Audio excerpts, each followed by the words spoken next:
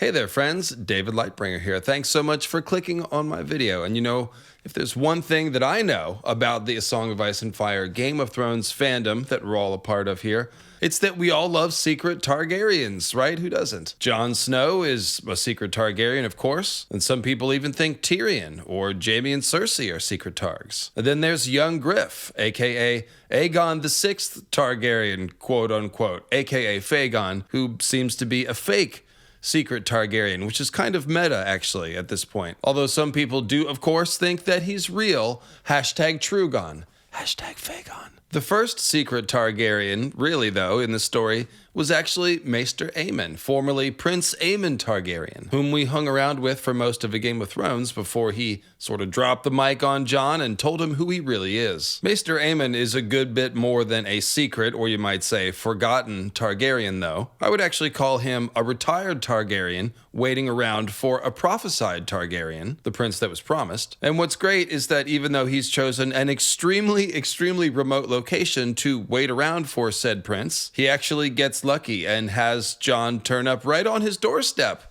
all the way at the end of the world. Huzzah! Except that plot twist, Aemon doesn't recognize Jon because, of course, he's a secret Targaryen. A little too secret. Not even Jon knows who he is. But despite this, Aemon still manages to teach Jon honor and a few other things besides, all unknowing. Then, in a further layer of irony, Aemon, of course, hears about Daenerys and her dragons at the very end of his life and thinks, damn, I missed the prince that was promised. I lived so long. I'm so close, you know, damn. But of course, Aemon doesn't realize, again, that there's more than one prince that was promised and that he's already shown one of them. Everything from what it takes to be a king to the exact location of the specific passage of Colloquo Votar's Jade Compendium, which speaks of Azor High and Lightbringer, which Jon read because he's a good boy. And then watching absolutely every single one of these conversations between the secret Targaryen and the forgotten Targaryen is a third Targaryen, the hidden Targaryen known as Brynden Rivers, aka Bloodraven. He's watching through the eyes of the ravens, of course. So, A Song of Ice and Fire, you know, the more you read it, the more Targaryens you realize are present in any given scene. It's pretty terrific. And by the way, if you're not familiar with the idea that the prince that was promised refers to more than one person, meaning at least Jon and Dany and perhaps someone else, check out these two videos I did about this topic. The Jon one in particular, as that has most of the evidence about it being more than one person. Because, I mean, it's bloody obvious that Dany has already fulfilled the prophecy. But Jon's going to do it too, so check those videos out. And then also make sure you stay tuned to the end of this video for some new Jon and Dany analysis, if you like Targaryens doing shadow work. All right. So with that said, let's talk about Maester Aemon, who is one of the few characters who is alive both in the Dunk and Egg novellas and the time of the present A Song of Ice and Fire story, along with Walder Frey and Bloodraven and probably Old Nan and probably Melisandre. I guess all of those children of the forest, White Walkers, talking weirwood face, known as the Black Gate. Maybe Azor High's spirit in the weirwood net. Spirit in the weirwood net, if she's out there.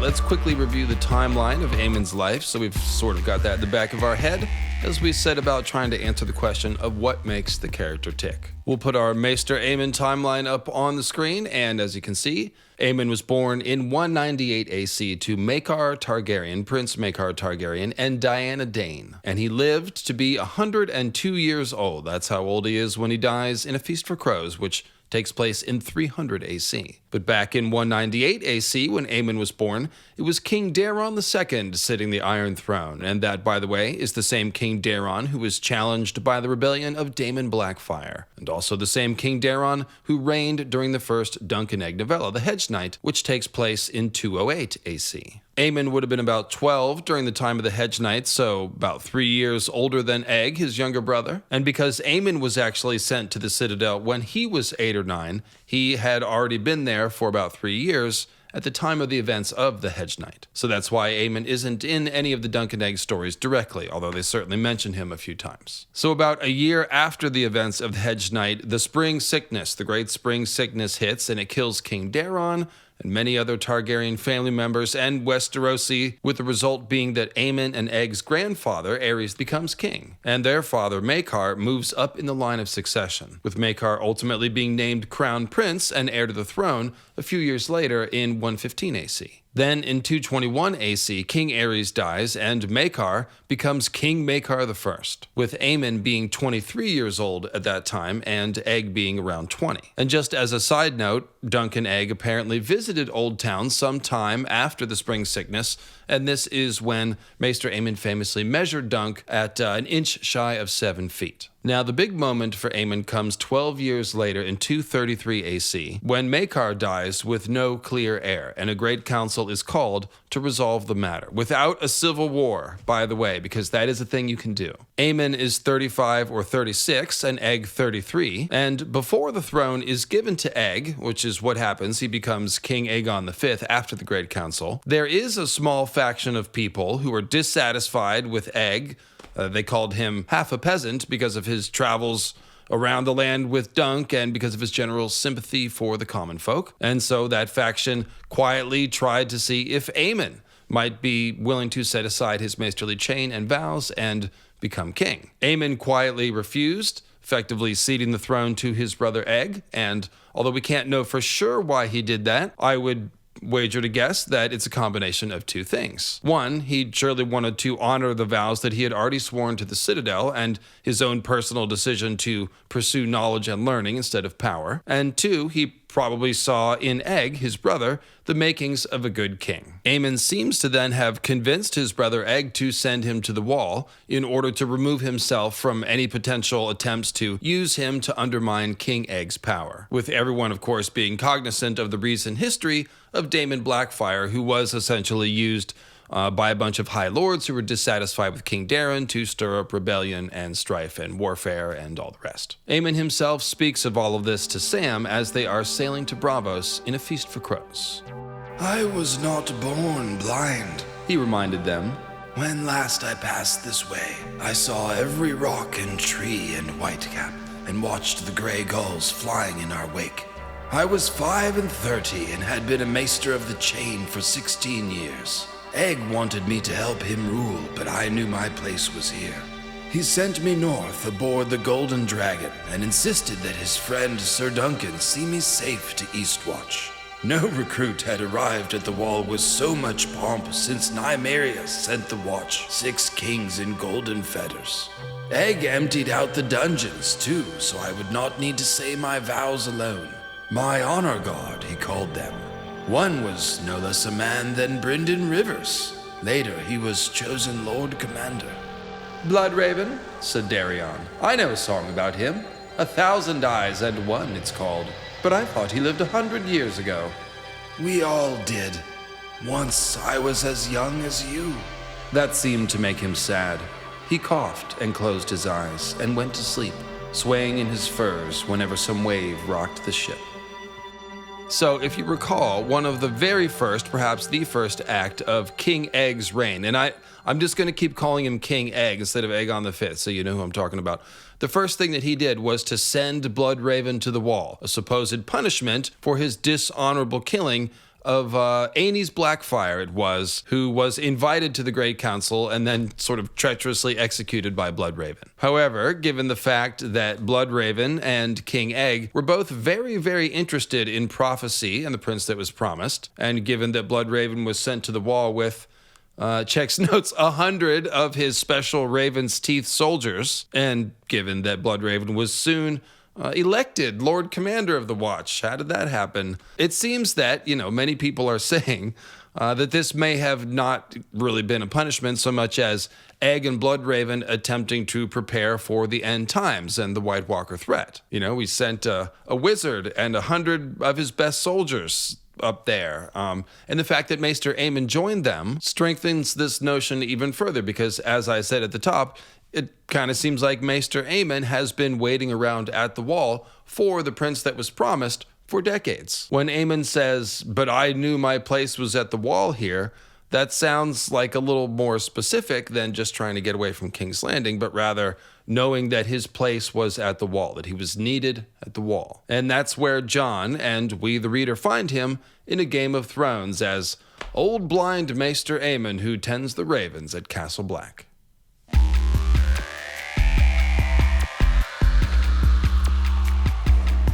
Searching for Bobby Fish. No, searching for the prince that was promised. All right, let's talk about Maester Aemon's lifelong entanglement with the prince that was promised prophecy, because it wasn't just Aegon the Conqueror and Rhaegar who were Targaryens obsessed with prophecy. It was pretty much all of them, including Aemon, and certainly all of the Targaryen family members that Aemon held dear. So, after Aemon hears about Daenerys and the birth of her dragons while he and Sam are in Braavos, Aemon starts telling Sam about how, he and Rhaegar used to talk shop about all this stuff for years, apparently. So in the first half of the quote from this scene up on the screen here, you can see that Aemon is talking about how no one ever looked for a girl. It was a prince that was promised, not a princess. Whom Aemon actually thought was Rhaegar himself at one point. Aemon then says that Rhaegar shared this belief when he was young, meaning that Rhaegar thought he himself was the one, but that Rhaegar later decided it must be one of his own children, which is something Dany also sees Rhaegar say in her House of the Undying Vision. This means that Aemon was consulting with Rhaegar at multiple points in Rhaegar's life over the course of many years, and even believed in Rhaegar as the prince that was promised at one point, even though Aemon was already up on the wall at Castle Black long before Rhaegar was born. Here in the second half of the quote, you can see Aemon bemoaning their mistaken interpretations and, of course, acknowledging that Dany has fulfilled the prophecy. The final thought shows you what Aemon is all about: helping the prince that was promised find their way in this cruel world. Another time he says to Sam, "The dragon must have 3 heads, but I am too old and frail to be one of them. I should be with her, showing her the way, but my body has betrayed me." So this is honestly pretty funny. If Aemon were just 10 years younger, if he were only 90 instead of 100, you guys, then he could surely ride one of Dany's dragons for her. You do have to love that boomer-esque confidence and sense of immortality. And although it is sad that Aemon died thinking that he missed his chance to influence or help the prince that was promised, that does, again, become less sad when you realize just how much guidance he gave Jon, which we'll discuss in the final section. So, like I said, Aemon has been preoccupied with the watch for the prince that was promised for decades, at least since the birth of Rhaegar. And in fact, it does go back much further in time, and involves basically all the members of the Targaryen family, many of whom are dragon dreamers, including Aemon himself. Egg confirms this when he tells Dunk about how his royal Targaryen family members, including Egg and Aemon's brother Daeron the Drunkard and the first King Aerys, are all actively and openly discussing both old prophecies like that of Azor Ahai's rebirth to wake dragons into the world, and prophetic dragon dreams that various Targaryens are having in the present day. And just to be clear, Aerion Brightflame, Daeron the Drunkard, Aemon, and Egg, all 4 brothers in that generation, were dragon dreamers. Then 2 generations later, Rhaegar's parents are getting married because the Woods Witch, whom we later meet as the Ghost of the High Heart, prophesied that the prince that was promised would be born of their bloodline, which, when you think about it, is probably a large part of the reason why Rhaegar thought that he himself was the prince that was promised. A generation after that, in 259 AC, King Egg is exploding Summerhall and killing himself, Dunk, and many other family members besides, while trying to hatch dragon's eggs, likely in an attempt to fulfill this same prophecy. And that brings us to this Maester Aemon deathbed quote about his own dragon dreams and that of his family members. "Dragons, the grief and glory of my house they were. I see them in my dreams, Sam. I see a red star bleeding in the sky. I still remember red. I see their shadows on the snow, hear the crack of leathern wings, feel their hot breath. My brothers dreamed of dragons too, and the dreams killed them, everyone."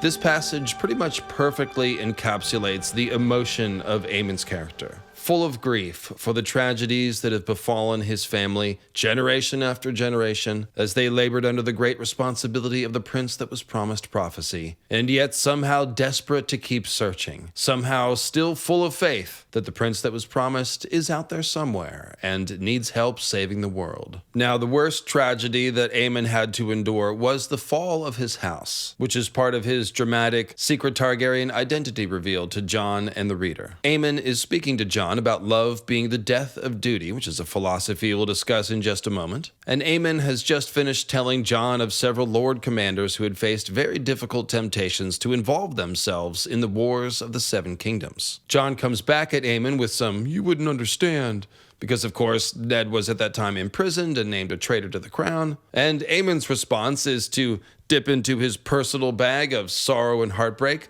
to break out this tasty morsel of misery. Maester Aemon sighed. Have you heard nothing I've told you, Jon? Do you think you are the first? He shook his ancient head, a gesture weary beyond words. 3 times the gods saw fit to test my vows. Once when I was a boy, once in the fullness of my manhood, and once when I had grown old. By then my strength was fled, my eyes grown dim, yet that last choice was as cruel as the first. My ravens would bring the news from the south, words darker than their wings. The ruin of my house, the death of my kin, disgrace and desolation. What could I have done? Old, blind, frail, I was helpless as a suckling babe. Yet still it grieved me to sit forgotten as they cut down my brother's poor grandson, and his son, and even the little children. Jon was shocked to see the shine of tears in the old man's eyes. "Who are you?" he asked quietly, almost in dread. A toothless smile quivered on the ancient lips. Only a maester of the Citadel, bound in service to Castle Black and the Night's Watch. In my order, we put aside our house names when we take our vows and don the collar. The old man touched the maester's chain that hung loosely around his thin, fleshless neck.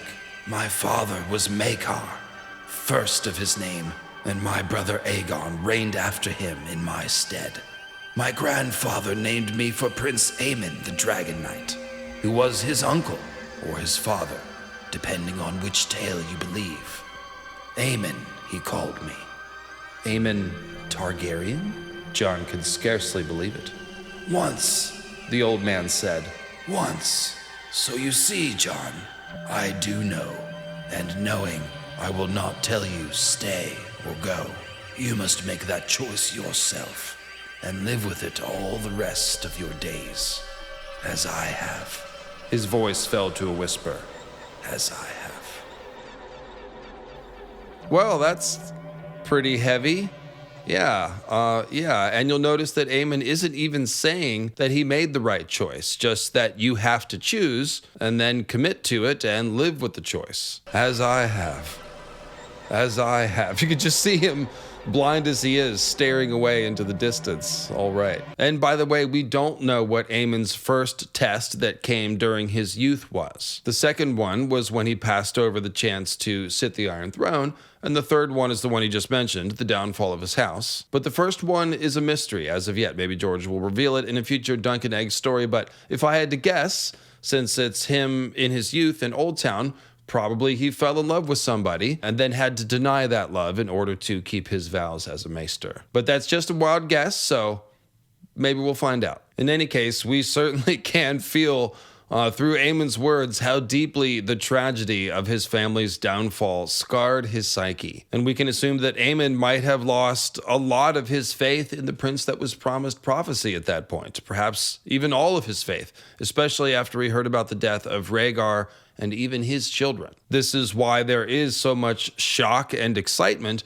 when he hears about Dany and her dragons. This is a hope he had, all but given up on, and then it's back with a vengeance. And simply hearing about Dany and her dragons and feeling the pull to rush to her aid seems to invigorate and enliven this nearly dead maester who was once a Targaryen prince. All of this longing is clearly punctuated by the loss of his many loved ones, and most of all, Egg. Of course, we all remember the scene where Aemon wakes up and suddenly confuses waking reality with his dreams about being young again with his brother Egg. But what's especially funny and kind of poignant about that is that Maester Aemon had just been telling Jon to kill the boy and let the man be born. And yet we see there is still a little boy alive inside this century-old Maester, proving that no matter how much we deny our loves and passions, they're still right there at the core of who we are, and in fact are a large part of what makes us who we are. I think that it is in fact Aemon's love and devotion to his family members, including his adopted brothers of the Night's Watch, which defines his character. And thus I think it's fitting that his final scenes are full of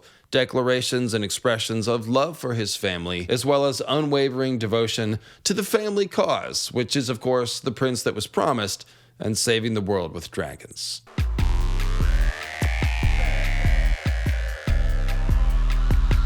All right, so kill the boy and let the man be born. What does it mean? This goes along with Aemon's other advice to Jon about how love is the bane of honor and the death of duty. And it's the major piece of advice that Aemon leaves with Jon, and apparently with King Egg as well. Jon was tired. I need sleep. He had been up half the night poring over maps, writing letters, and making plans with Maester Aemon. Even after stumbling into his narrow bed, rest had not come easily. He knew what he would face today, and found himself tossing restlessly as he brooded on Maester Aemon's final words. "Allow me to give my lord one last piece of counsel," the old man had said. "the same counsel that I once gave my brother when we parted for the last time. He was 33 when the Great Council chose him to mount the Iron Throne. A man grown with sons of his own, yet in some ways still a boy. Egg had an innocence to him, a sweetness we all loved. Kill the boy within you, I told him the day I took ship for the Wall. It takes a man to rule, an Aegon, not an egg. Kill the boy, and let the man be born." The old man felt Jon's face. "You are half the age that Egg was, and your own burden is a crueler one, I fear. You will have little joy of your command, but I think you have the strength in you to do the things that must be done. Kill the boy, Jon Snow. Winter is almost upon us. Kill the boy, and let the man be born." So I think what Aemon is saying here on the most basic level is some version of grow up, Jon, and accept the role of leadership. Because Jon Snow, like Egg, and like Jon's real dad, Ned Stark, none of these people ever expected to rule. Egg was the fourth son of a fourth son. Jon's a bastard who was never thinking about leading the Watch when he was at the Wall. And Ned thought Brandon was gonna handle all of that shit. So the first part of Aemon's advice here is to go ahead and get over that and embrace the responsibility that's been set before you. Don't run from it, don't chafe against it, and don't look for someone else to do it for you. "It must be you or no one," as Aemon tells Jon during the Battle of Castle Black, when Jon first takes command of the Wall. So this is the first thing that Aemon taught Jon, how to step up and lead. I think Aemon is also telling Jon and King Egg before him to learn to put the needs of the realm above your own. That's the essential burden of leadership, right? The fact that you often have to put your own desires aside in order to prioritize the good of the realm or whoever you're responsible for. And so that was obviously good advice for young King Egg or young Lord Commander Jon Snow. So Jon essentially holds tight to this principle right up until he doesn't, right up until the end when he decides to break it to smithereens by choosing to take the wildlings to go rescue who he thinks is his sister Arya from the clutches of the vile Ramsay Bolton, which does amount to a clear violation of his Night's Watch vows. We certainly do sympathize with Jon's motivations here quite a bit, but his main concern very clearly should have been preparing the Watch for the fight against the others, which at that moment meant working to reconcile the wildlings that he just led through the Wall to the Night's Watch and the, citizens of the North. Instead, he went against Aemon's advice and led that same group of wildlings as an army to attack several Westerosi High Lords. And, of course, this is a large part of what led to the mutiny. Now, one assumes that Jon will eventually get this lesson right because does seem like he's going to lead the forces of the living against the others. And for the most part, Jon does place the greater good above his own desires.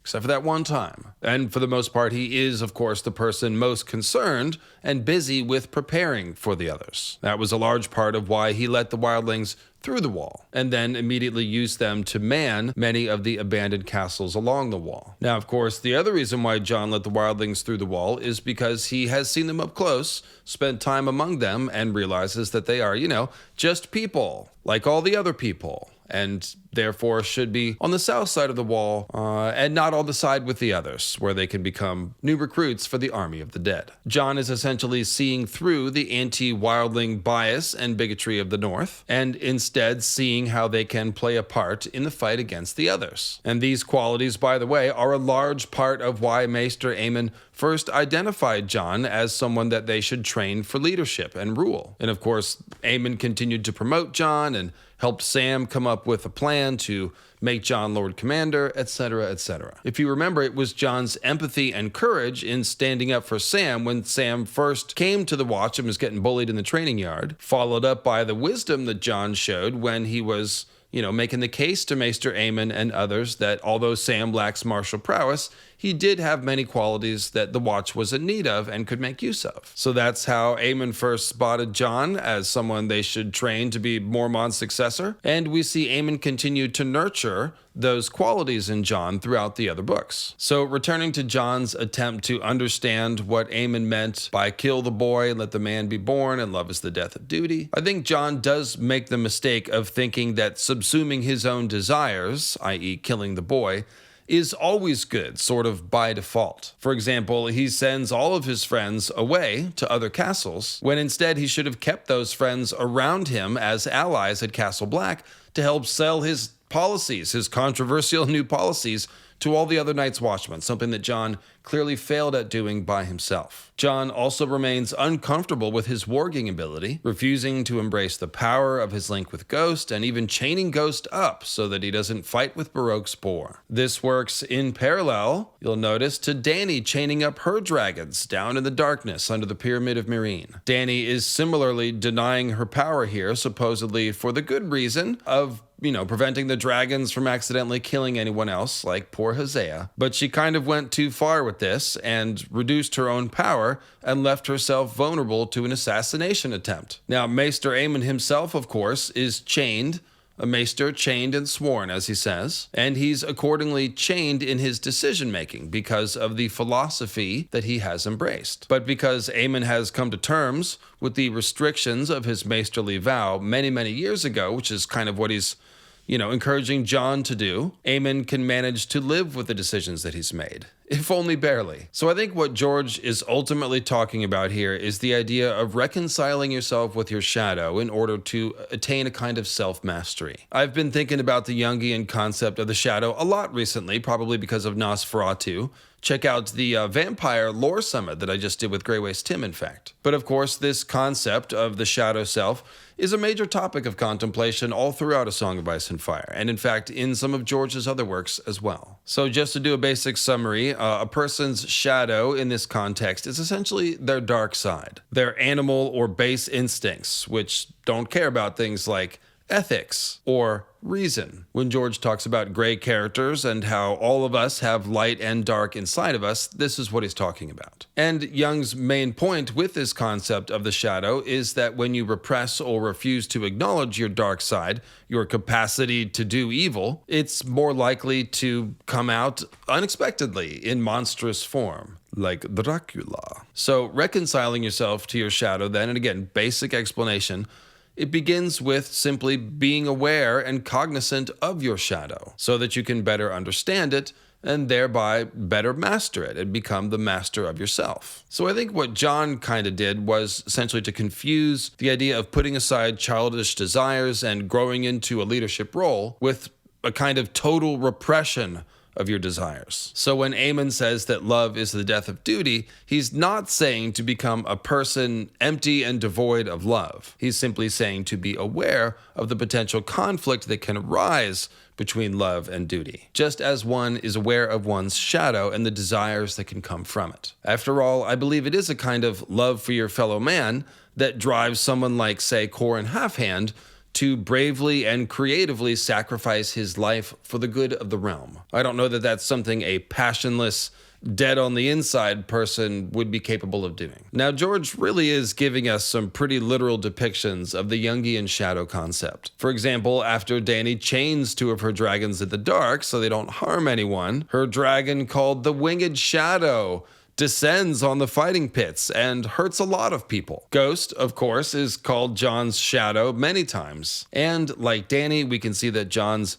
chaining up of his shadow, if you will, led ultimately to disaster. Depending on what George chooses to do with Jon's resurrection, we could see Jon's wolf shadow emerge again in monstrous fashion as Jon becomes some sort of out-of-control zombie wolf man. And whatever happens, I do think we will eventually see a more peaceful joining of Ghost's wolf spirit and Jon's man spirit, which for Jon will be a kind of reconciliation with his shadow. So hopefully you're thinking of the scene where Melisandre is urging Jon to embrace the power in Ghost while pointing out how long and dark his shadow is, because yeah, Mel's probably going to help him do all of that. Daenerys is doing a similar kind of symbolic shadow dance out on the Dothraki Sea. Last we saw her with Drogon the Winged Shadow as she tries to come to terms with her Targaryen nature and her identity as the mother of dragons. So you can see how clearly George is using this concept. And shout out to Michael Talks About Stuff, who's recently done some really cool stuff about the Jungian shadow concept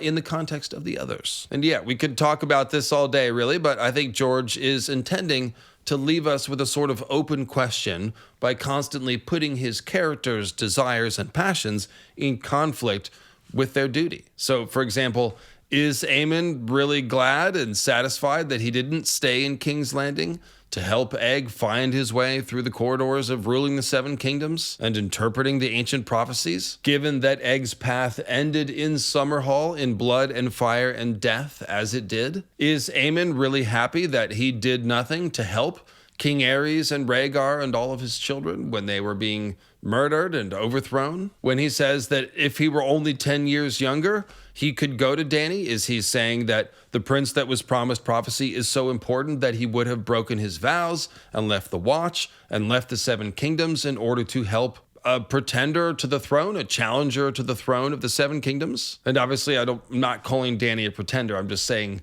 in the context of everyone living there, she's obviously a rival claim. You understand. And we can, of course, ask the same sort of questions about Jon. Was it really wrong to try to go help his sister? Was it really wrong to try to do something about Ramsay Bolton, who did threaten to come attack Jon at Castle Black? These are meant to be difficult questions with no easy answers. But what I think we can say is that Maester Aemon represents sort of one side of this philosophical conundrum, as he kept to his vows every time he was tempted by fate. One does have to admire his steadfastness, his wisdom, his self-control, his humility, his regal dignity, and his ability to take one blind look at Stannis Baratheon and his fake Lightbringer and be like, yep, I don't think so. I do wonder if Aemon might not have had some sort of hunch about Jon, though, because why else would his last bit of advice to Jon be to look up the passage in the Jade Compendium about Azor Ahai and Lightbringer? And why else would he be dispensing all his best kingly advice to Jon? So thanks for watching, everyone, and please do let me know in the comments what you think Aemon and George is saying with this whole kill the boy and let the man be born thing. I do think it's meant to be an open discussion question, so yeah, let me know what you think. And thanks for watching, and thanks for watching all my recent videos. Naga's Bones, the others used to be Green Men, Dracula Lore Summit. Appreciate you guys, love what I do, and I'll see you again soon with another video.